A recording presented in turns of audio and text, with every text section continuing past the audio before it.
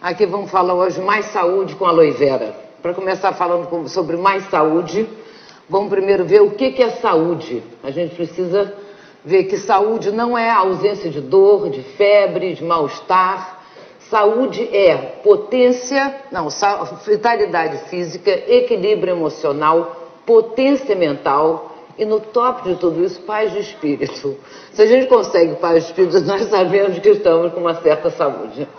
Enfim, então, isso é, porque muita gente, estou me sentindo bem, vamos continuar assim, mas será que a gente está no potência? E sobretudo o pessoal que está precisando usar a cabeça, enfim, essa parte toda quem está sentado no escritório e está com a cabeça, muita gente está com a cabeça totalmente fuzzy, sombreada, né? Porque não estão conseguindo os neurônios se conectar. Bom, então, e o que são as disfunções e doenças? Será que são castigos de Deus? Foi castigo de Deus que ficou doente. Será que foi por azar que fiquei doente? Ou será que é um estilo de vida? Fizermos por estar doentes. Bom, ter saúde é natural. Essa frase é incrível. Ter saúde é natural. O problema é saber manter esta saúde. E essa manutenção, então, é que é uma questão de cultura. E para acabar com uma saúde demora tempo. Nós fazemos fazemos absurdo com o nosso organismo, por uma questão de saúde, não estamos sabendo entretê-lo, né? E, quem cresce vendo todo mundo comer batata frita em casa, vai comer batata frita em casa. Quer dizer, é uma questão de cultura. Bom, para saber então o que é saúde, vamos ver o que é organismo. O organismo, Claude Bernard foi o grande fisiologista de 1800, que ele descobre então que o organismo é um conjunto de células, mas que habitam um meio ambiente aquoso. Essa foi a grande descoberta do fim de 1800.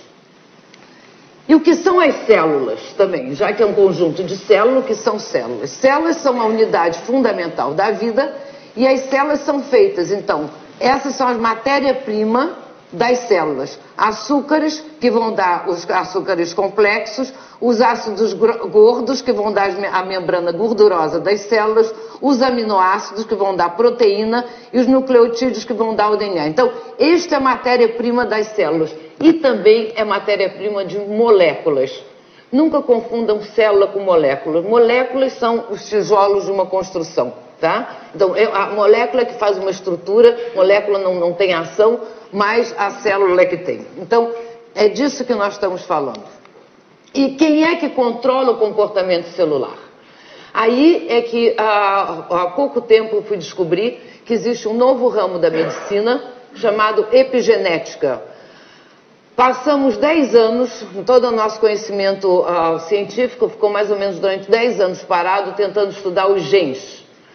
O código genético. Quando eles, depois de tanto tempo, viu que o código genético não dava solução para as doenças, entra esse novo ramo que diz epigenética. Quando entra a epigenética, então, eles vão descobrir que quem manda no comportamento da célula não é mais o gene.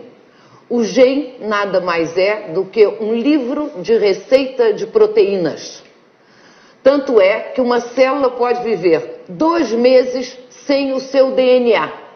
Enquanto ela não precisar lançar mão do livro de receitas das proteínas, ela está sobrevivendo, ela está assimilando, se nutrindo, respirando, defecando, não é bem isso, mas enfim, né? Quem come os resíduos metabólicos expelindo.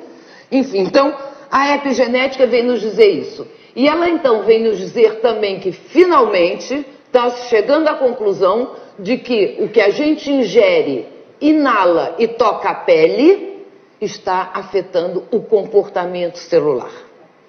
Então, isso é um grande passo, porque quantas vezes a gente chega nos médicos, enfim, tá lá com câncer e tal, vamos entrar numa quimioterapia, mas você pode comer o que quiser. Quer dizer, não é que pode comer o que quiser, não é que pode inalar o que quiser. Quer dizer, se isso já é uma reação, temos que mudar a causa. Bom, então temos aqui a célula que vai sempre reagir com as toxinas que estão em volta, ou com o vírus que está em volta, ou a bactéria que está em volta. Então, a célula reagindo. E antes, então, a genética pensando que o cérebro da célula é o DNA, na verdade, o cérebro da célula, porque já que ele pode viver sem DNA, não é o cérebro, estão na membrana celular. A membrana celular, que é feita de gorduras e proteínas e que tem antenas, e essas antenas são feitas de carboidrato, tá? E que quando a gente vai tomar, vamos ver depois, quando toma o gel da aloe vera, é um nutriente de carboidratos. Ela também vai reagir aos hormônios, ao nutriente, ao oxigênio. Então, para não se estender muito, o que a gente quer aqui saber é que a célula vai sempre reagir ao meio ambiente. Esse meio ambiente, além de toxinas ou nutrientes que esteja por fora, ela reage à nossa percepção. Isso é tão importante, porque se temos a percepção positiva do meio ambiente, por isso que tem pessoas que podem comer pedra e não ficam doentes. É incrível, porque elas estão sempre percebendo até a pedra como se seja gostoso, enfim, a percepção positiva das coisas.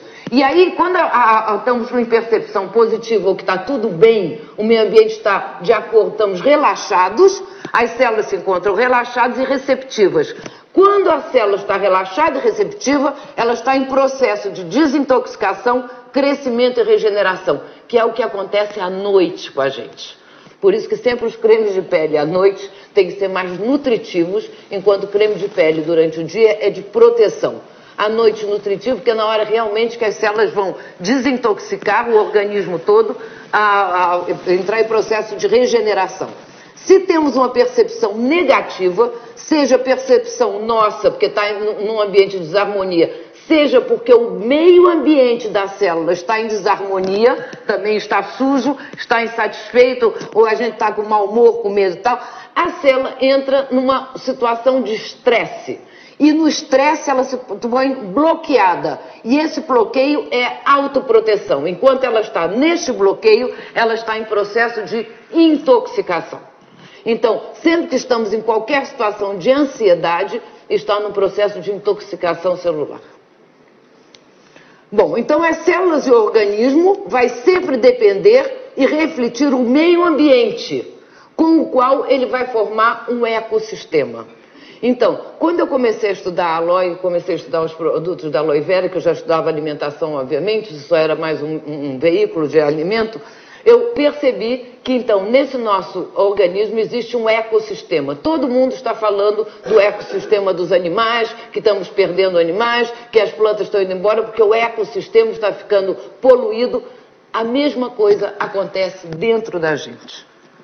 Então, a autoecologia observa e estuda o organismo humano e animal como um ecossistema, visando obter informações relevantes à preservação e reconquista da saúde de modo mais eficaz. Então, pelo meu estudo da autoecologia, que eu estou podendo vir aqui hoje falar isso, como é que esse organismo funciona, para ver se a gente atina um pouco, né? Então, uma questão de cultura.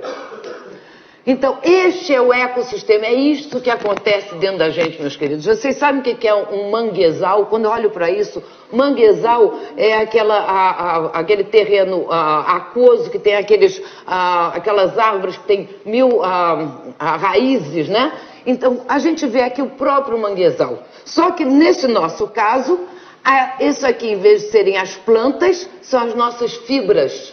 Nós somos feitas de fibras de colágeno, fibras de elastina, fibra de reticulina, onde estão boiando todas essas células. Algumas células são fixas, são células dos órgãos, enquanto existe uma enormidade de outras células que são as células do sistema imune, que estão boiando por esse nosso aquário, que nada mais é do que um aquário, né? Então, eles têm que estar no meio ambiente limpo.